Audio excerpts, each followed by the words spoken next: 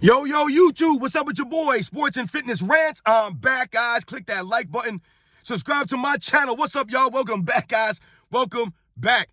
Got another great video for you guys today. As usual, you guys know the deal, man. You know what it's about on this channel. We're here to tell the truth. We're here to put out the facts, right? This is not hate. It's not lies, man. I do not have to lie about Michael Jordan or his era, right, to make these guys look good. I don't have to lie about them. I don't have to tear down the current eras. I don't have to tear down these players, right? The facts speak for themselves, and we have the facts on our side. That's what's about in this channel. You guys get that, man. And I want to say thank you to all you guys, man. Much respect to everybody out there for supporting my channel, for subscribing to my channel, for your comments, liking my videos, all that stuff, guys. It means a lot to me, man. It really does. I'm humbled by all that. So much respect to all you guys for the things you guys have to say about to me. Much respect, man. Shout out to Indianapolis, man. Shout out to Indianapolis out there, man. Anybody out there in Indianapolis watching my videos, much respect to everybody out there. Everybody across the states, everybody worldwide, man. And in this video, we're going to speak about Michael Jordan, right? And why Michael Jordan never went to a Game 7 in the NBA Finals, right? What Michael Jordan thought about Game 7s. And you guys know what to do, man. Turn the volume all the way up. Hit that play button. Remember, these videos are for educational purposes, and let's roll. So, yes, guys, Game 7s.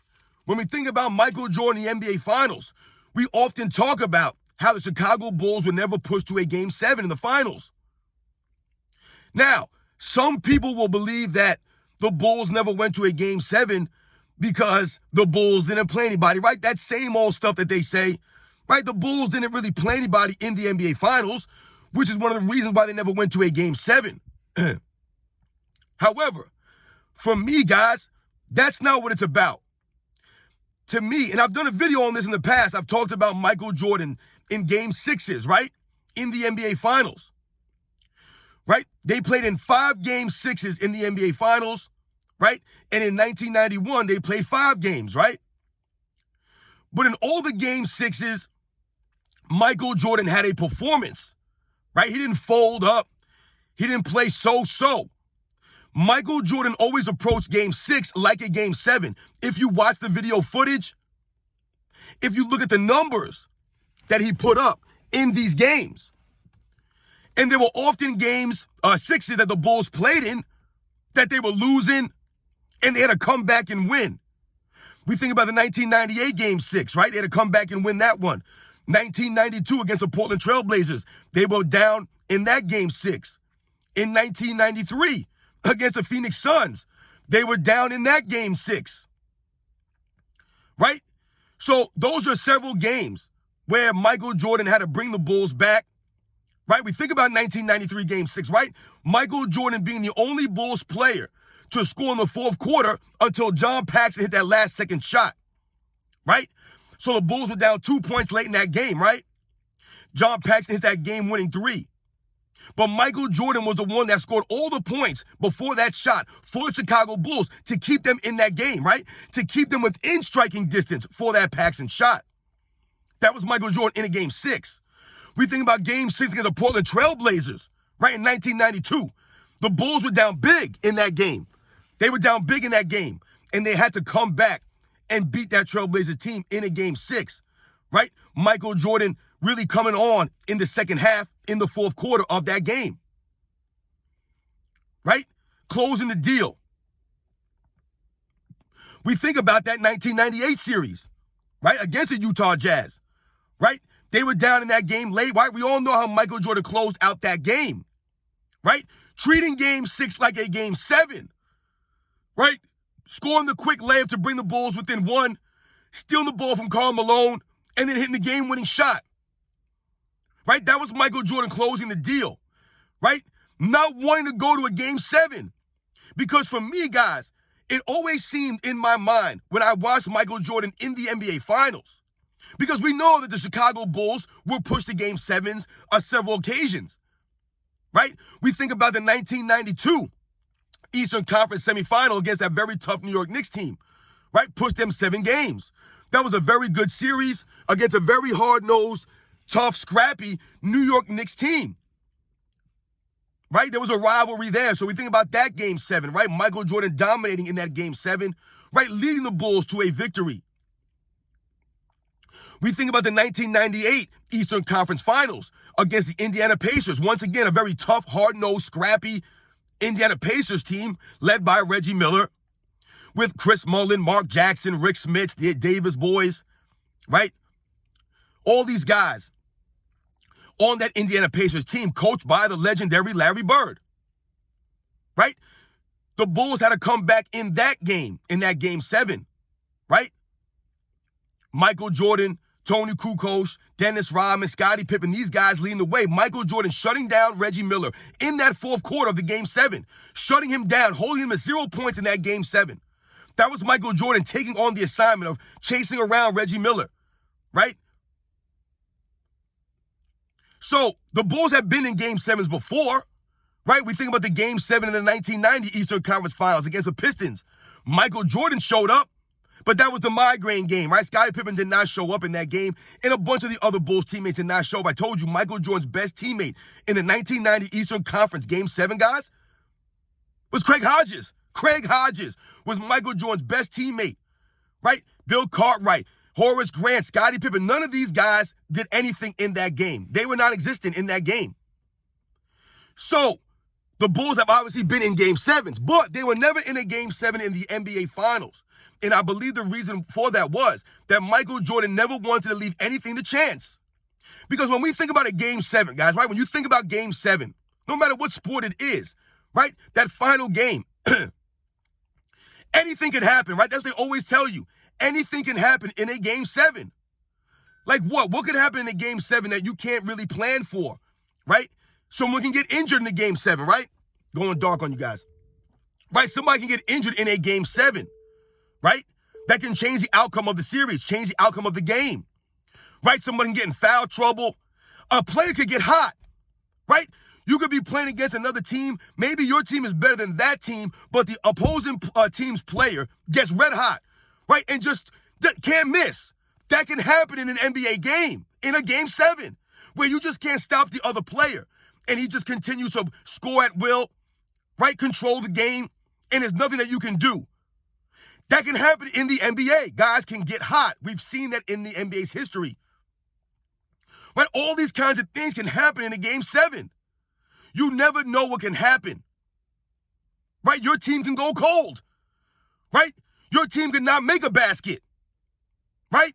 We think about James Harden, right? And the Houston Rockets in their game 7 matchup against the Warriors. I think that was 2018, I believe. Right? That was a game 7. They couldn't buy a basket in that game 7, guys. That can happen in the NBA. Right? Guys get cold in a game 7, right? Game 7's more pressure. Right? So maybe the role players, they're not ready to step up. So maybe they're not there. So Michael Jordan understood all of these aspects, right? And all the things, all the possibilities that could happen in a game 7. So he always treated game 6s like a game 7. Those closeout games for the Bulls, that's what they were. They closed out teams. That was Michael Jordan, guys. Michael Jordan never had a game 6 where he scored 7 points or 11 points or something like that. Michael Jordan always closed out in game 6s. Whether he started off a little slow and then he came on strong, whatever it was, like the Portland Trailblazers series in that game 6, started off a little slow and then he came on strong at the end of the game. Michael Jordan respected game 7. So he never wanted to put himself in that position, right? That's how it came across to me. If you watch game 6s, right? Watch all the game 6s of those NBA finals. Watch the game 5 in 1991. Watch those games. Watch how Michael Jordan is in those games. Right? He's stepping up. He's raising his level of play when it matters most. If we think about 1998, guys, that game 6, a lot of people speculate that if the Bulls would have lost that game 6, that the Utah Jazz would have been able to beat the Bulls in game 7, right? Pippen was done. He had nothing left, right? He was injured, right? He was banged up. He wouldn't have had anything left for a game 7, right? Michael Jordan was on fumes, right? He gave everything he had. He left it all out there on the court in that game 6. Would the Bulls have been able to come back in game 7? I don't know. A lot of people don't know about that. But Michael Jordan treating game 6 like a game 7, closing it out in spectacular fashion on both sides of the court. You guys know the deal, man. You guys know the deal. This goes to Michael Jordan's greatness. Him not going to a game 7. That goes to his greatness. Always raising up when his team needed it the most. Right? They're losing late in these games. Right? I told you a bunch of times the Bulls were losing late in those game 6s. But Michael Jordan was able to raise his level of play. Right? Lead his people to victory. Right? We think about 1997 game 6. Michael Jordan making that pass to Steve Kerr. Right? Michael Jordan telling Steve Kerr on the bench, listen, they double team me. I'm coming to you. Be ready. And Steve Kerr was ready. Why? Because of all the practices, right? Michael Jordan pushing these guys, getting them mentally prepared. Steve Kerr was not fazed by the moment because he had the confidence. Michael Jordan gave him the confidence because he saw that Michael Jordan believed in him.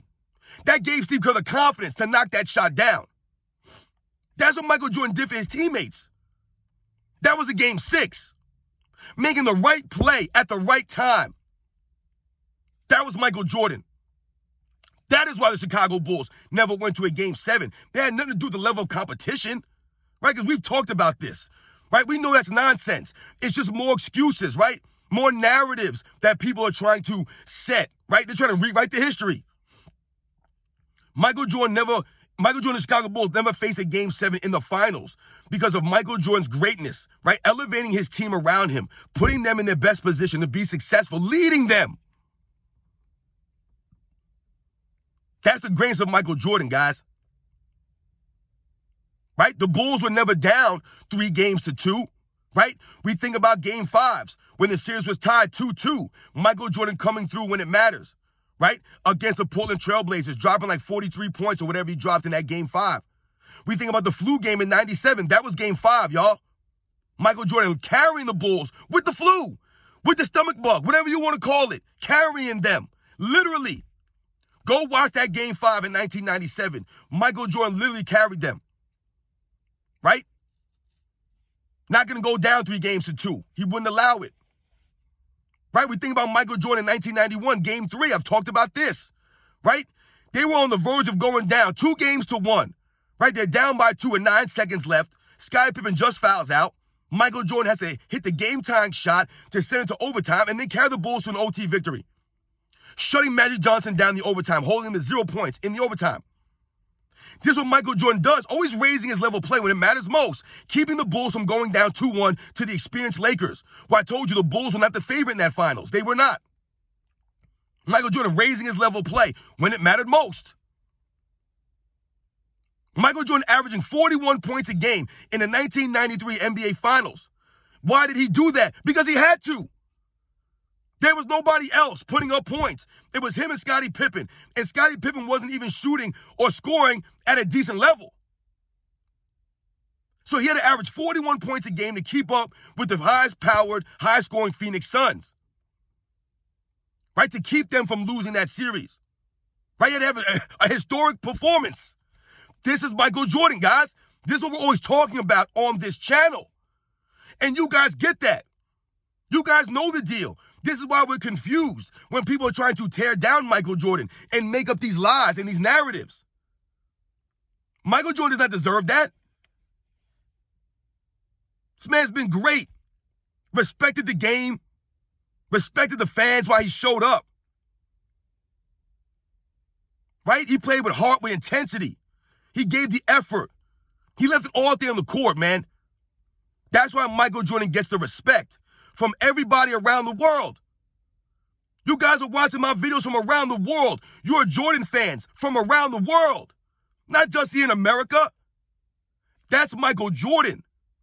That's what he meant to us, to so many people. Because the way that he played the game. And he respected game 7s. Right? He knew, let me not go to a game 7 because anything can happen in a game 7. You could roll your ankle. A guy could hurt his knee. Right? A guy could take a hard fall, have a concussion, not come back to the game. A guy could have a migraine like Scottie Pippen. You never know what could happen in game 7. Michael Jordan understood this, and he always made sure that he closed teams out in game 6s. He always made sure that he raised his level of play. He always brought his A game in those game 6s. You guys know the deal, man. I'll catch you on the next one.